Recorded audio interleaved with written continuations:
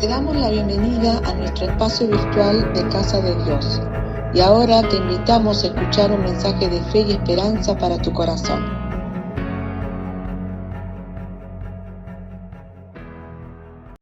Y es cómo está nuestra relación íntima con Dios. Porque la tarea nos falta, en eso estamos despiertos, en eso estamos y hasta respaldados, porque lo vemos, ¿sí? Y no podemos perder la otra parte también, que es cómo está nuestra relación íntima. Y noten que la pregunta, no estoy diciendo, ¿están orando? Como una introspección que tiene que hacer cada uno. Pero no me refiero solo a la oración, todos hacemos una oración en algún momento, pero me refiero a la comunión íntima, que ya hace una separación de las demás oraciones. Me refiero a la intimidad y a la relación profunda con Dios. Si uno pregunta realmente si los cristianos oran o si saben orar, creo que la mayoría te va a decir que sí, porque como mínimo, por más que busquemos al cristiano que habrá ido una sola vez a la iglesia o dos, por lo mínimo se sabe el Padre Nuestro de memoria. Ejemplo de oración, ¿sí? Para que nosotros tengamos un modelo a seguir. Muchos lo interpretan como que tienen que decirlo literalmente y cuanto más lo repiten, hasta algunas personas piensan que, como dice, el catolicismo cree mucho en que según tu penitencia o según tu pecado, y repetime 20 Padre Nuestros y no sé si un Ave María y un Gloria. Ahora, eso no tiene argumento bíblico, no tiene base bíblica, eso, no existe. Pero sí apunto a que aún hasta el cristiano más novato, por decirlo de alguna manera, en este camino, mínimamente te dice el Padre Nuestro, ¿sí? Padre Nuestro que estás en los cielos. Y ese modelo es muy interesante, ¿sí? Porque lo puso como modelo Jesús, cuando Jesús lo da, porque uno de sus discípulos le dijo, no, ¿por qué no nos enseñás a orar? ¿Sí? Antes de eso, hay dos versículos que quisiera decirles, dejarlo como base para el resto, lo que voy a decir, ¿sí?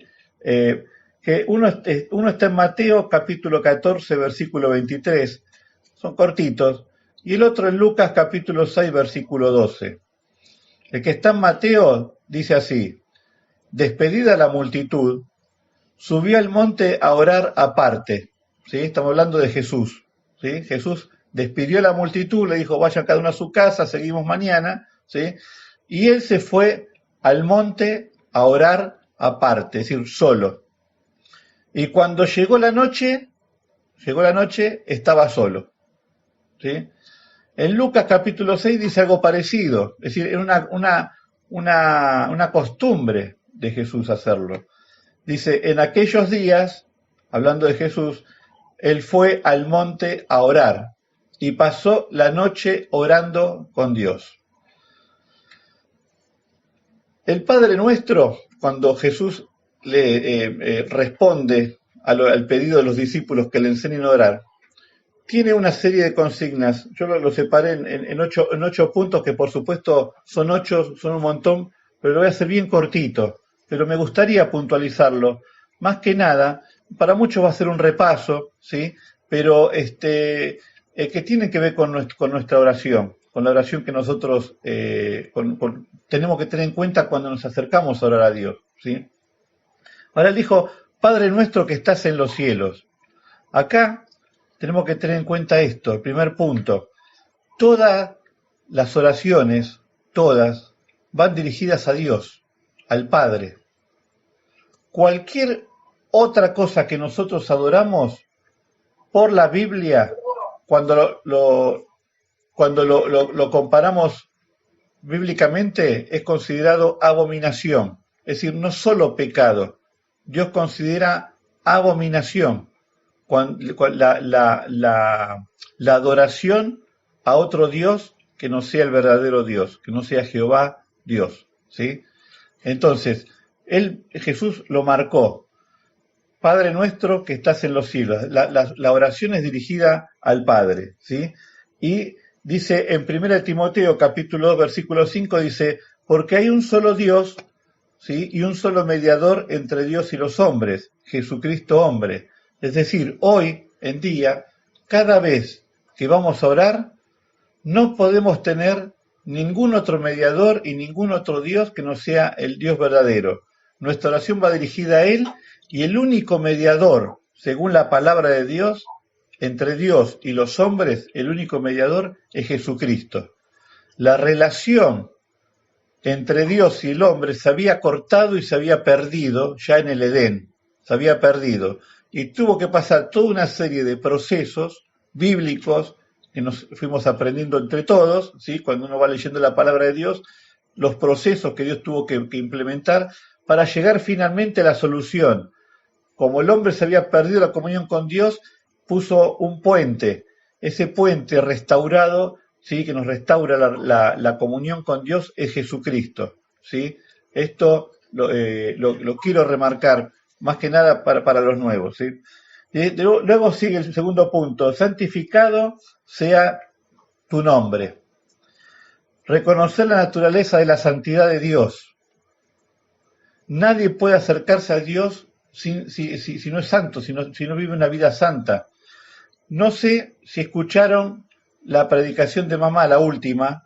Doy gracias a Dios que estuvo Omar escuchando, porque tenía que ver con la salvación directamente. El otro día estuve dando un poco testimonio de eso. Pero mamá habló de tres cosas. La salvación nuestra tiene que tener tres cosas fundamentales, si no, vamos para atrás, se trunca la vida cristiana, ¿sí? Uno era la justificación, el otro la regeneración y tercero la santificación. La justificación es porque Jesucristo nos limpia de todo pecado y restaura esa comunión con Dios. Y la regeneración es porque es evidenciar ese cambio. El cambio interno se evidencia en lo externo, en lo externo. Y por último, la santificación, que la palabra de Dios dice lo siguiente: sin santidad nadie verá a Dios. Así que estas tres tienen que estar sí o sí en nuestra vida. Tienen que ser alcanzables. Por supuesto, es un crecimiento del hombre interior, de nuestra vida, y que está directamente relacionada con justamente la relación con Dios, ¿sí? Después dice: venga tu reino. Y el pedido de venga tu reino es justamente que el reino de Jesucristo venga a la tierra, el reino de Dios venga a la tierra y experimente la gente, como estamos haciendo, predicando directamente a cuanta persona podemos el reino de Dios en los corazones de las personas, para que se conviertan. Es más, en Apocalipsis dice el Espíritu y la Iglesia dice ven, ¿sí? Después, el cuarto punto: hágase tu voluntad. En 1 Tesalonicenses 5:18, cuando en este punto de hágase tu voluntad, tratando de interpretar lo que Jesús quería decir, dice, el otro día lo hablamos un poco con el pastor Omar, 1 Tesalonicenses 5:18 dice: dad gracias en todo, porque esta es la voluntad de Dios para con vosotros en Cristo Jesús, ¿sí? Si estás en Cristo Jesús, lo que estás viviendo, lo que tenés, de todo lo que vos tenés que dar gracias, porque es la perfecta voluntad de Dios, es lo justo que tiene Dios para vos. ¿Se acuerdan cuando hablamos un poco de ese rey que mandó el cofre con 99 monedas de oro, y uno que estaba por ahí del pueblo le habían comentado mal o le había llegado mal el mensaje y pensó que eran 100, y vivió el resto de su vida amargado pensando que él tenía que haber recibido 100 monedas? No sé por qué, si nadie capaz que entendió mal el mensaje o algo. El rey había decidido 99 para todos los del pueblo. Y él pensó que era otra moneda y empezó a culpar, los súbditos me robaron, alguien me robó, esperaron distraerme. Vivió el resto de su vida sin disfrutar, ¿sí?, las 99 monedas de oro, que le alcanzaba para vivir muy cómodamente, muy holgadamente, feliz, pero se entretuvo en esa una que lo hacía infeliz. Hágase tu voluntad, dice el Padre Nuestro. El 5, el pan nuestro de cada día, dánoslo hoy. Y este punto es un poco extraño, porque no sé si se acuerdan que el Señor dijo, ya el Señor sabe todas las cosas de las cuales ustedes tienen necesidad. Fíjense, los lirios del campo, nadie los ve trabajando, haciendo fuerza para crecer, y Dios los viste, no les falta vestido. Y los pajaritos que andan volando por ahí, comida no les falta nunca. Si por un lado dice así, ¿por qué después por otro tenemos que decir, danos el pan nuestro de cada día? Y ahí me quedé preguntando eso, ¿por qué si no lo pedimos capaz que nos falta? Es medio raro, sonaba medio fuera de contexto. Y yo encontré en la misma palabra de Dios, siempre está la respuesta, ¿no? Porque la palabra de Dios es armónica en sí misma. Y en 2 Corintios 9:8 encontré algo que podía ser la respuesta, que dice, y poderoso es Dios para hacer que abunde en vosotros toda gracia, a fin de que, teniendo siempre en todas las cosas todo lo suficiente, ahí está confirmando de que Dios nos iba a dar todo lo suficiente, lo que necesitamos, ¿sí? Abundéis, es decir, el que está en Cristo, el que está en Dios, con su bendición, va a haber una abundancia, ¿sí? Y dice, abundéis para toda buena obra. Es como que Dios te bendice, por eso dice, danos el pan nuestro de cada día. Ese pan que nosotros recibimos, en realidad no lo pedimos, no para nosotros, porque nuestro Padre Dios es fiel. Dice, la misma promesa que le dio a Abraham la tenemos nosotros, te bendeciré y serás de bendición. Y esa palabra, te bendeciré, es abarcativa en todos los sentidos, económico, salud, hijos, todo. Es una larga lista de abarcativa, que es esa palabra bendición. Ahora, cuando dice abundéis en toda buena obra, ese pan que nos viene a nosotros se parte, porque viene abundante, y se le da al otro. Por eso es abundante, porque es para compartir. ¿Me entienden? Y ahí, por eso Dios da ese pedido, dice, como está escrito, en el versículo 9, repartió, dio a los pobres.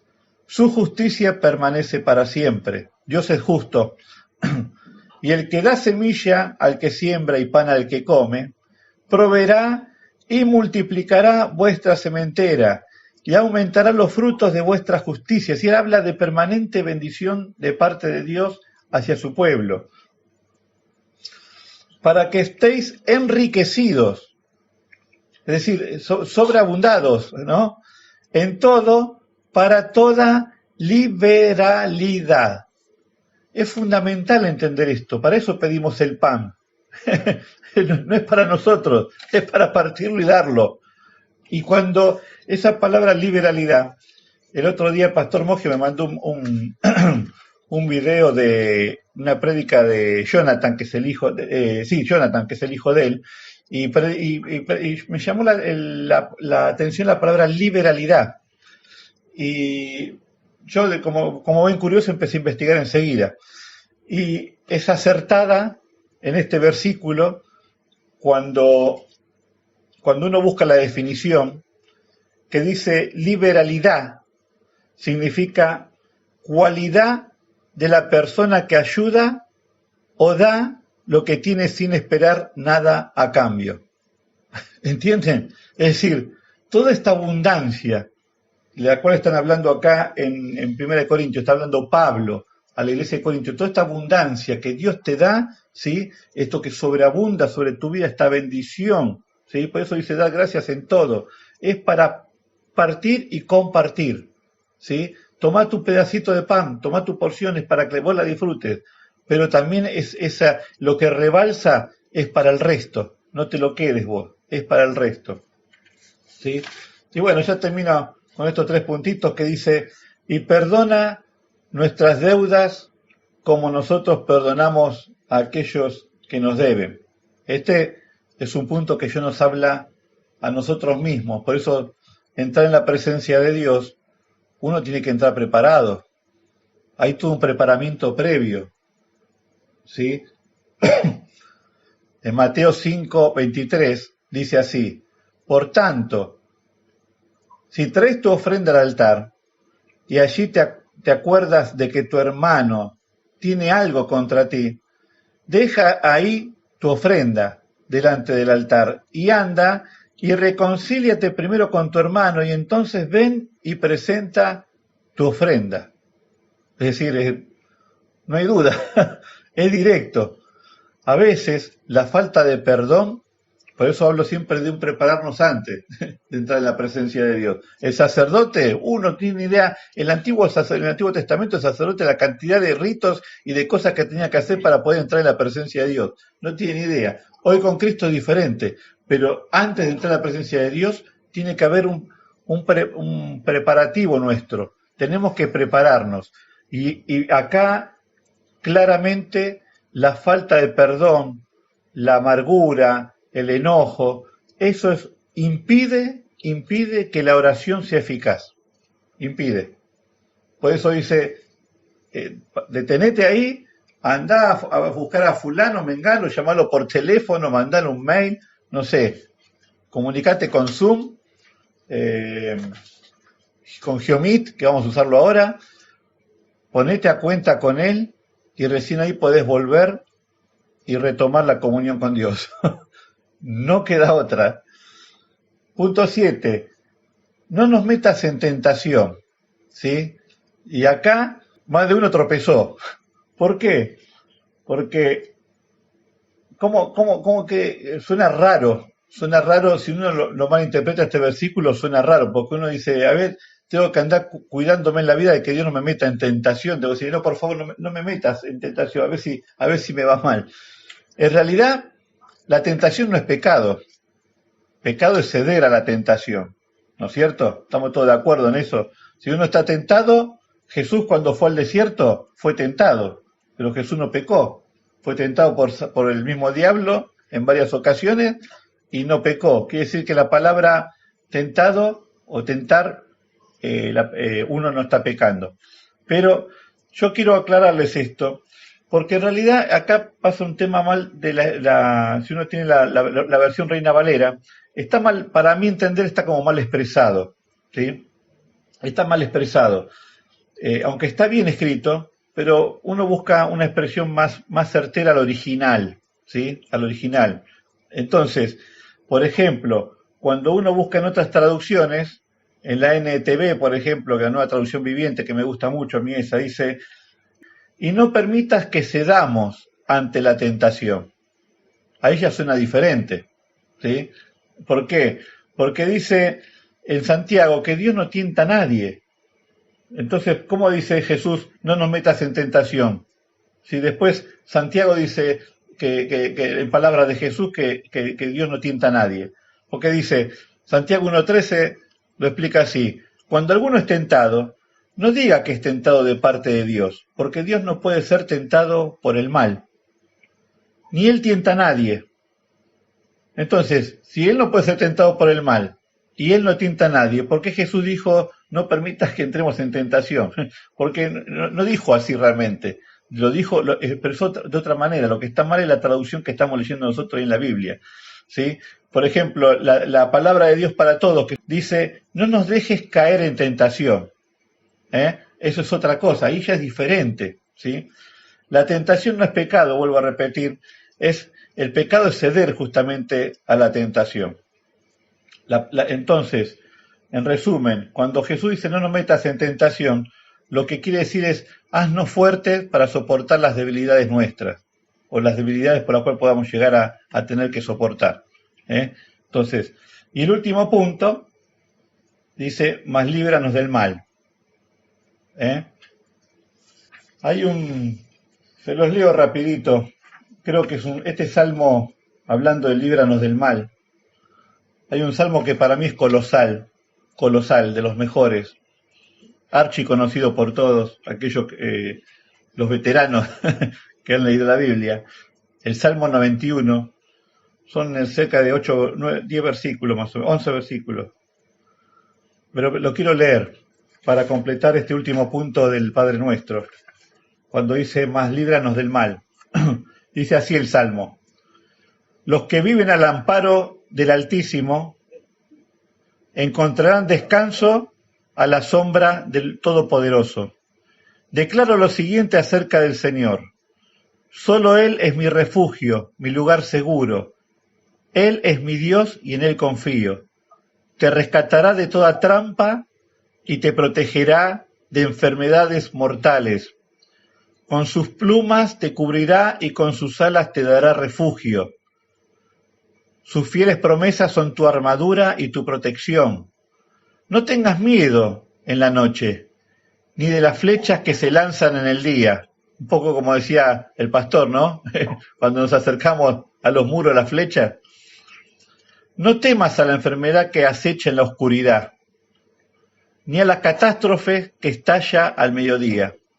Aunque caigan 1000 a tu lado y aunque mueran 10.000 a tu alrededor, esos males no te alcanzarán, no te tocarán.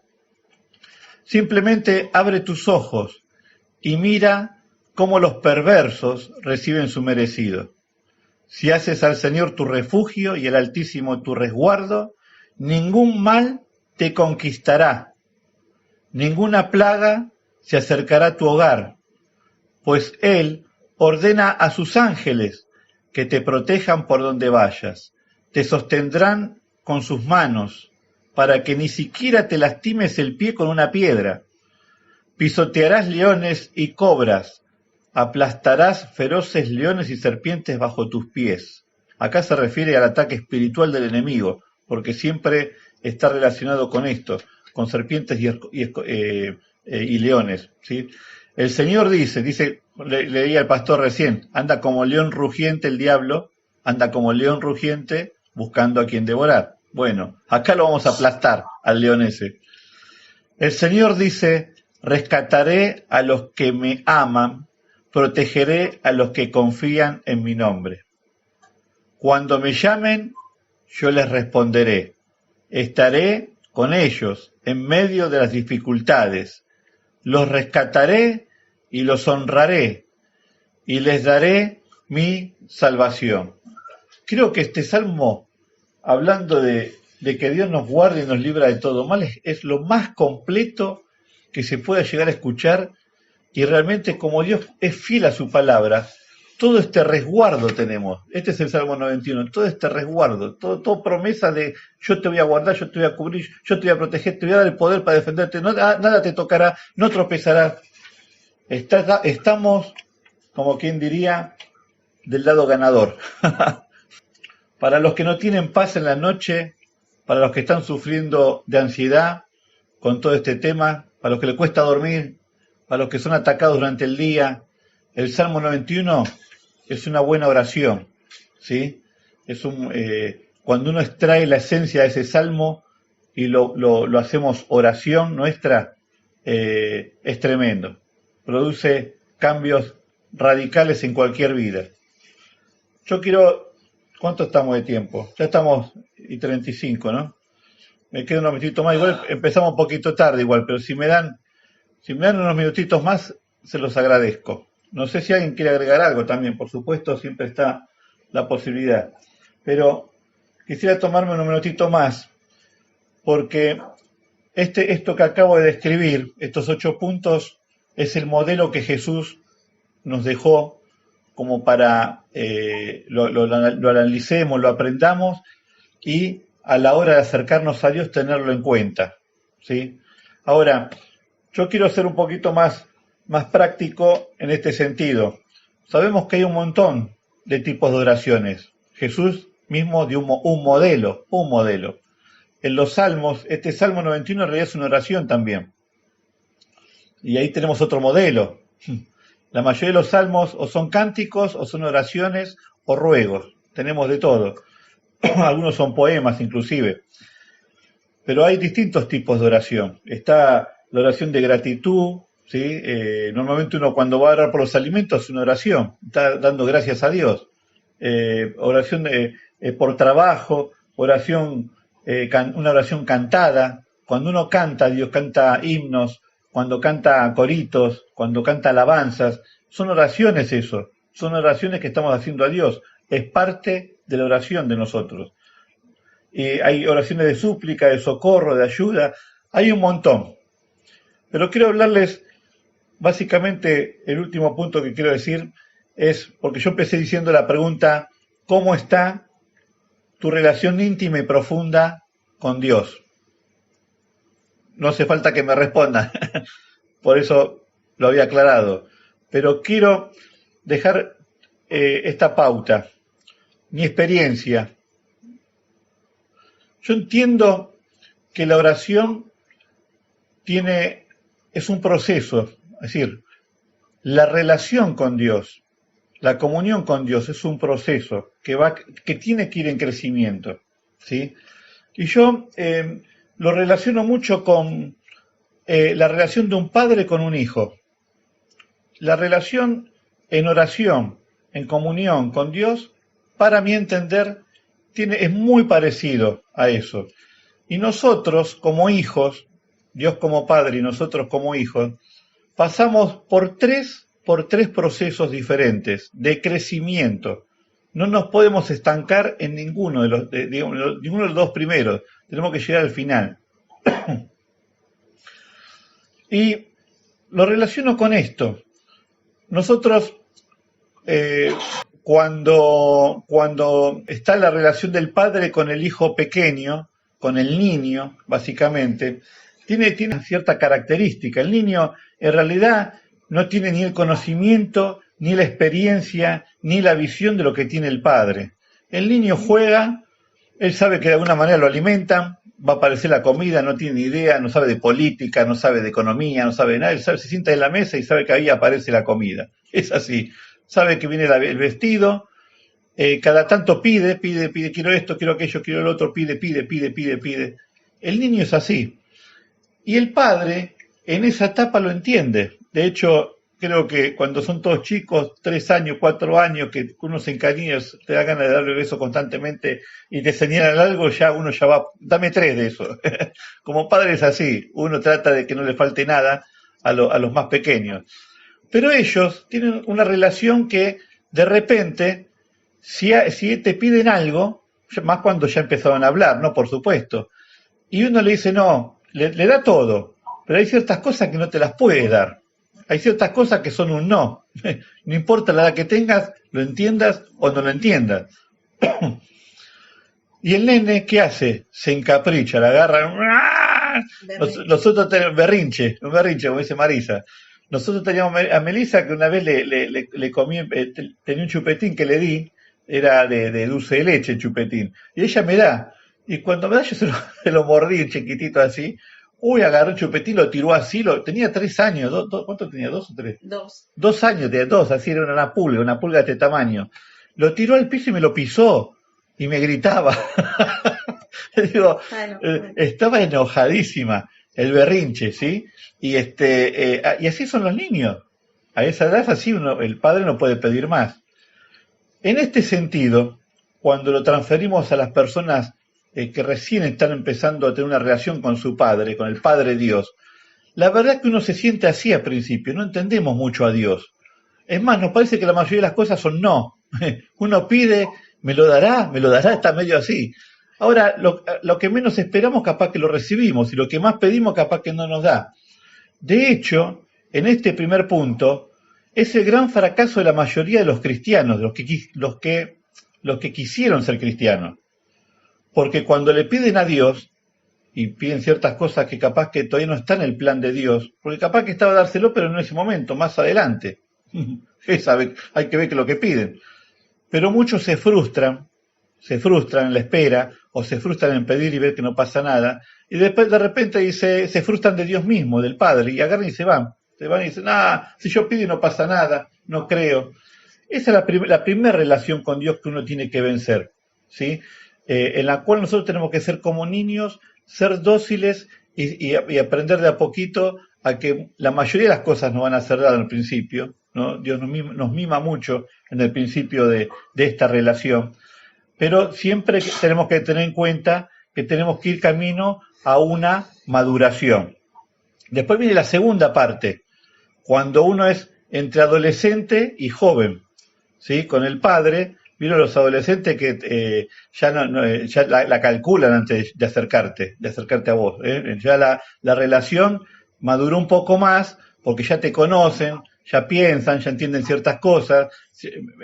Nuestras hijas cuando nos van a pedir algo, primero preparan el escenario, te van dorando la píldora, como decimos nosotros, para tratar de sacar lo que ellos quieren. De hecho, ya hasta te discuten si vos le decís, y vos tenés que darle un argumento, ¿por qué no? Bueno, esa es la segunda parte de este crecimiento en la relación íntima con Dios, ¿sí? A veces nosotros ya vamos entendiendo un poquito más la cosa, ya no sabemos algunos versículos que dice, pedid y se os dará, entonces, Señor, tu palabra dice, venimos con un argumento. ¿Por qué, Señor, no cambias el corazón de fulano? Nuestro argumento es cambiar, tocalo. Y Dios algunas cosas también nos dicen que sí, otras nos dicen que no, otras nos toman más serio porque la invocamos. Nuestras hijas a veces nos dicen grandes verdades y tenemos que aceptarlo. Entonces, la relación va madurando también, ¿sí? En edad y en relación. Porque si ustedes se fijan, la mayoría de los jóvenes hoy en día cuando uno habla con ellos la saben todas. Y es una etapa que muchos cristianos pasan en la relación con Dios, en la relación íntima con Dios. Muchos cristianos se la piensan que la saben todas. A mí me ha pasado, lo digo yo en primer lugar, como decía Pablo, de los pecadores soy el primero. Bueno, en esta yo soy el primero, creo que le gano a Pablo, porque me he creído muchas veces de sabérmelas todas y de repente la misma vida te enseña que no es así y viene papá Dios y dice, ¿qué pasó? ¿Qué estás ahí en el suelo? Levántate, ¿qué te pasó? Y uno, no, nada, no me pasó nada, papá, no me pasó nada, porque no nos gusta mostrar debilidad. Es así, el joven quiere ser ganador, tiene todo por delante. Y como padres nos gusta eso. Y a Dios, a sus hijos, cuando ven todo este ímpetu, esta fuerza natural, la potencia, le gusta. ¿Tiene un proyecto? Hijo, yo te ayudo.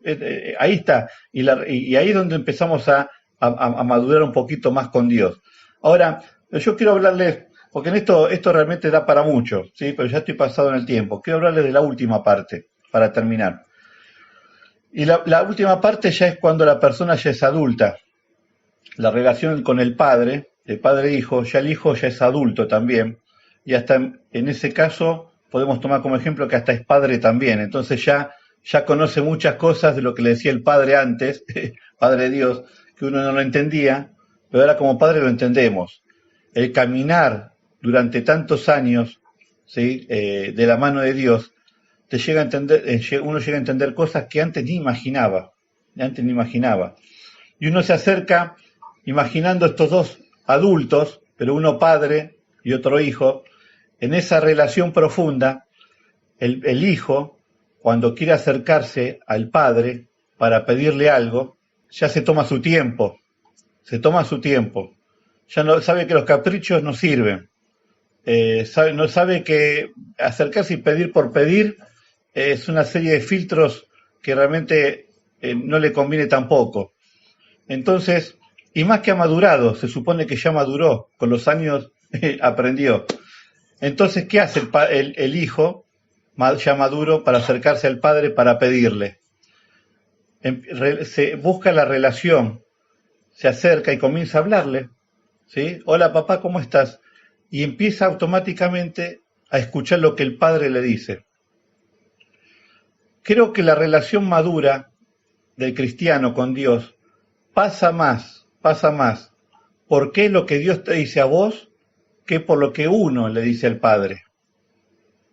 Cuando somos pequeños, los chicos te llenan la cabeza así, porque son ellos lo que piden al Padre. Y nuestros oídos, papá, quiero esto, quiero aquello, necesito aquello, por favor, dame tocar. Pero en la madurez es al revés. En la madurez debería hablar más el Padre, por su experiencia, por lo que tiene para darnos, para enseñarnos, por lo que tenemos para disfrutar de él. Nosotros ya somos como hijos y adultos, ya entendemos esto. Entonces vamos a escuchar que el padre le habla al hijo, le empieza, mientras están hablando ahí, tomando un mate, qué sé yo. Queremos agradable. Claro, no, mientras están tomando un mate por medio, el padre empieza a hablar. ¿Cómo están tus hijos? ¿Cómo estás vos? ¿Cómo están? ¿Te acordás cuando te llevaba a la plaza? Y ahí el hijo empieza a decir, ¿te acordás esto? ¿Te acordás aquello? Cuando fuimos a pescar, cuando te caíste del árbol y te accidentaste el brazo y te llevé al hospital corriendo, sí, papá, ¿te acordás?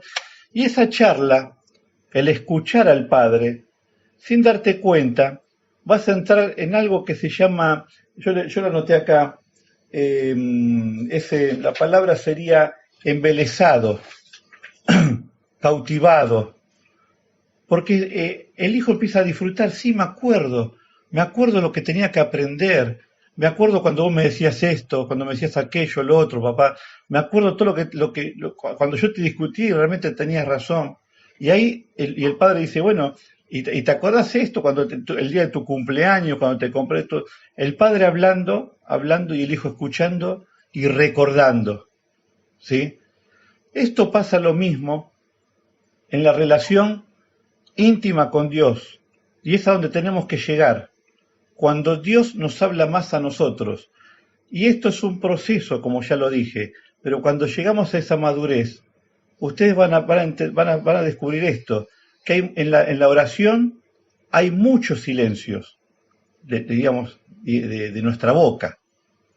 Y a nuestra mente se activan pensamientos, palabras, cosas que te vienen ahí. Uno está orando, uno está ahí pidiendo, qué sé yo, no sé, en su momento, o adorando, y de repente se hace un silencio, y ahí te viene algo a la mente. O de repente paraste en ese silencio, abriste la palabra y Dios te habló. Es decir, tenemos que buscar que Dios nos hable a nosotros. Y en ese hablar de Dios hacia nosotros, mientras lo escuchamos, vamos a terminar, como dije recién, la palabra justa es embelesado, me parece. Es como una devoción por él, porque al fin y al cabo nos termina agradando lo que nos dice. Es necesario escucharlo, es necesario aprender, seguir aprendiendo, es necesario recordar todas esas anécdotas, recordar lo que él hizo por nosotros. Y en esa relación profunda, cuando terminó el padre de hablar, cuando él termina y finalmente dice, ¿y te acordás cuando finalmente en tu último cumpleaños 18 te compré el coche? Y vos estabas más que contento, sí, papá. Y de repente el padre te va a decir, ¿y vos cómo estás? ¿Cómo está tu corazón? ¿Cómo estás vos? Ahí recién es el momento para que nosotros pidamos. Es decir, ¿me entienden que la conversación con Dios, o la conversación entre padre e hijo, pongámoslo de la manera que ustedes quieran, tiene un progreso? Al principio se habla de cosas, cómo está el día, pero la conversación va profundizando hasta que en un momento hay una unión perfecta. En ese momento Dios te va a preguntar, ¿y cómo estás vos? Ya hablé mucho yo ahora. Ahora quiero saber cómo estás vos. Y nos va a pasar esto, que muchas veces la mayoría de las veces tenemos cosas para pedirle, pero nos damos cuenta que realmente creo que al Padre no hace falta pedirle nada, ya conoce todo. Cuando llegamos a ese nivel de profundidad y de relación con Dios, ¿sí? Llega un momento que nosotros, ¿sabés que me olvidé lo que te iba a pedir? Pero la estoy pasando tan bien, que realmente cuando me acuerde te aviso. Si en ese momento te acordás, se lo decís, porque está ahí, está presentado así. Esto que les digo, graficado de una manera muy, pero muy sencilla, estos 3 niveles, creo que es, o debería ser, considerado como la base fundamental para descubrir la profundidad en oración con Dios. ¿Sí? Y lleva tiempo. El niño tiene que crecer, los años, forzadamente tienen que pasar los años. No podemos apresurar etapas, pero sí tenemos que ser conscientes de que en algún momento tenemos que madurar, que tenemos, ya no es solo pedir, ¿sí? Por más que la mayoría de las cosas que las pedimos Dios nos da, pero en la madurez van a descubrir que es más importante la relación con Dios. que lo que vamos a pedir. Porque ya de antemano, como decía el Padre Nuestro, ya tenemos la bendición de Dios cubiertos por todos lados, rebosante, abundante, perfecta, la protección que decíamos, que leíamos en el Salmo 91, que es más completo que eso, imposible. ¿Qué podemos acercarnos a pedirle?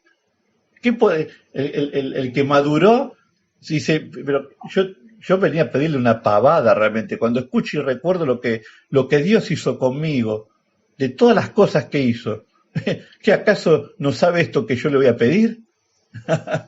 Disfrutemos esa comunión, que podamos llegar a esa comunión profunda y esa relación que no se pierda hasta que Jesucristo venga a buscarnos.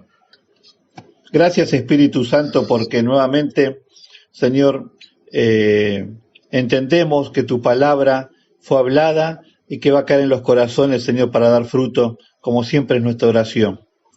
Te damos las gracias por hablar nuestro corazón, te damos las gracias por tanto amor, por revelar al Padre a través del Señor Jesucristo.